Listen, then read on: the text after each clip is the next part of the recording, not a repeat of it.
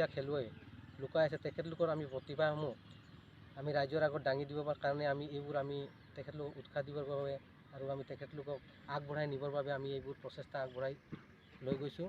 আৰু আশা কৰোঁ আমি আমাৰ টি স্পৰ্টছ একাডেমীৰ যি প্ৰচেষ্টা, সেই প্ৰচেষ্টা যেন আমাৰ এই প্ৰতিযোগিতাসমূহৰ যোগেদি এক সুফল পাম বুলি আমি আশাবাদী। আৰু আমাৰ যি উদ্যোক্তা আছে, আমি উদ্যোক্তাৰ আমাৰ জন্মদাতা সন্মানীয় ৰাজু দাস ডাঙৰীয়া আছে, তেখেতৰ নেতৃত্বতে আজি 99 চনৰ পৰা আজি আমি 25টা বছৰত গঢ়কিছোঁ। গতিকে এই সুযোগতে আমি আমাৰ জন্মদাতা সন্মানীয় ৰাজু দাস ডাঙৰীয়াকো আমি আমাৰ টি স্পৰ্টছ একাডেমীৰ হৈ ধন্যবাদ জ্ঞাপন কৰিছোঁ। আৰু আমাৰ সহায় সহযোগিতা আগবঢ়োৱা প্ৰত্যেকজন আমাৰ ক্ৰীড়াপ্ৰেমী ৰাইজ আৰু আমাৰ সাংবাদিক বন্ধুসকল, তেখেতলোককো আমাৰ এই খেলখন প্ৰচাৰ কৰাই দিয়াৰ বাবে আমি ধন্যবাদ জ্ঞাপন কৰিছোঁ।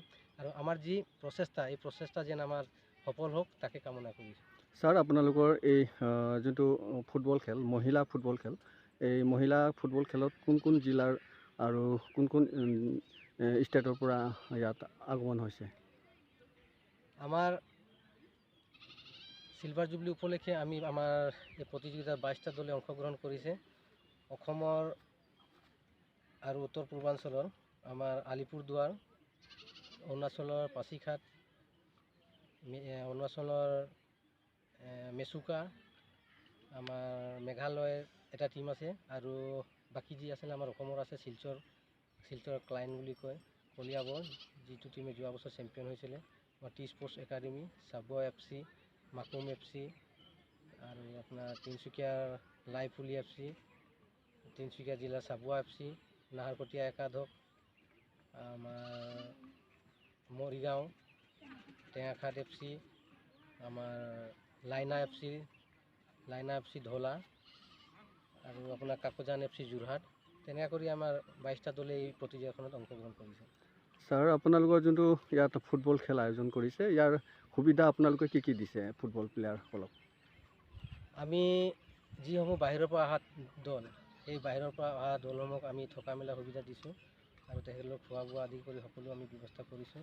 আৰু তেখেতলোকৰ যিটো ট্ৰেইনৰ ফেয়াৰ, সেইটো অহা যোৱাৰ ব্যৱস্থাটো আমি নিজে বহন কৰিছোঁ। আৰু যিসমূহ লোকেল আছে, সেই লোকেল টীমসমূহৰ বাবে আমি যাতায়াতৰ ব্যৱস্থাটো আমি নিজে বহন কৰিছোঁ। আৰু যি ৰিফ্ৰেছমেণ্ট আছে, তেখেতলোকক সেইটো ৰিফ্ৰেছমেণ্ট খেলাৰ পাছত আমি যোগান ধৰিছোঁ। ছাৰ, আপোনালোকৰ যোনটো পুৰস্কাৰ, সেই পুৰস্কাৰ কি কেনেকুৱা আমাক দৰ্শকক কওকচোন। আমি এইবাৰ চিলভাৰ জুবলি উপলক্ষে আমাৰ প্ৰত্যেক বছৰে আমি 50,000 টকা আৰু 25,000 টকা আমি কৰি আহিছিলোঁ। এই বছৰ আমি 1 লাখ টকা আৰু 50,000 টকা প্ৰথম আৰু দ্বিতীয় পুৰস্কাৰ কৰিছোঁ। আৰু আমাৰ বেষ্ট ডিচিপ্লিন টীম হিচাপে আমি 20,000 টকা এটা থৈছোঁ। আৰু বাকী আমাৰ ইণ্ডিভিজুৱেল প্ৰাইজসমূহ আমি 10,000কৈ মানে বিভাগত ভাগ কৰি দিছোঁ। যিহেতু আপোনালোকৰ ইয়াত আয়োজন কৰিছে ফুটবল মহিলা প্ৰতিযোগিতা, আৰু এই প্ৰতিযোগিতাৰ মাচুল আছে নেকি, আপোনালোকে ধাৰ্য কৰিছে নেকি? নাই, তেনেধৰণৰ আমি কোনো এণ্ট্ৰি ফিজ আমি লোৱা নাই। আমি সম্পূৰ্ণ বিনামূলীয়া কৰিছোঁ। আৰু প্ৰত্যেক বছৰে আমি সদৌ অসম ভিত্তিক হওক বা ভাৰতীয় হওক বা জিলা পৰ্যায়ত হওক, আমি আমন্ত্ৰণমূলক হিচাপে পাতিছোঁ। গতিকে আমি প্ৰথম বাৰ্ষিকৰ পৰা আজি আমাৰ সপ্তম বাৰ্ষিক হৈছে, সপ্তম বাৰ্ষিকলৈকে আমি কোনো ধৰণৰ তেনেকুৱা মাচুল লোৱা ব্যৱস্থা নাই কৰা। এই অন্তিমত শেষ পৰ্যায়ত আপুনি আমাৰ এই চেনেল যোগেদি সম্পূৰ্ণ ভাৰতবৰ্ষৰ যিবোৰ মহিলা ফুটবল প্ৰেমী আছে, তেখেতলোকক আপুনি কি ক'ব বিচাৰিছে? মই আপোনালোকৰ চেনেলৰ মাধ্যমত মই আমাৰ মহিলা খেলুৱৈসকলৰ উদ্দেশ্যে ক'ব বিচাৰোঁ, যিসকল মহিলা ফুটবলে আমাৰ গাঁওসমূহত বা বাগিচাসমূহত বা অন্যান্য যিকোনো ঠাইত আছে, তেখেতলোকক মই এনেধৰণৰ টুৰ্ণামেণ্টৰ জৰিয়তে তেখেতলোকে নিজৰ প্ৰতিভাসমূহ উলিয়াই বিকাশ কৰিব পৰা এক প্লেটফৰ্ম। গতিকে তেখেতলোকে ওলাই আহিব লাগে। আৰু আজি পুৰুষৰ সমানে মহিলাও সমান খোজ মিলাই আগবাঢ়ি গৈছে। গতিকে আজি আমাৰ চাহ বাগিচাই হওক বা গাঁও অঞ্চলত আজি আমাৰ অসমৰ বহুকেইজন ছোৱালী আজি সৰ্বভাৰতীয় টীমত খেলি আছে, ভাৰতীয় দলত প্ৰতিদ্বন্দ্বিতা কৰিছে।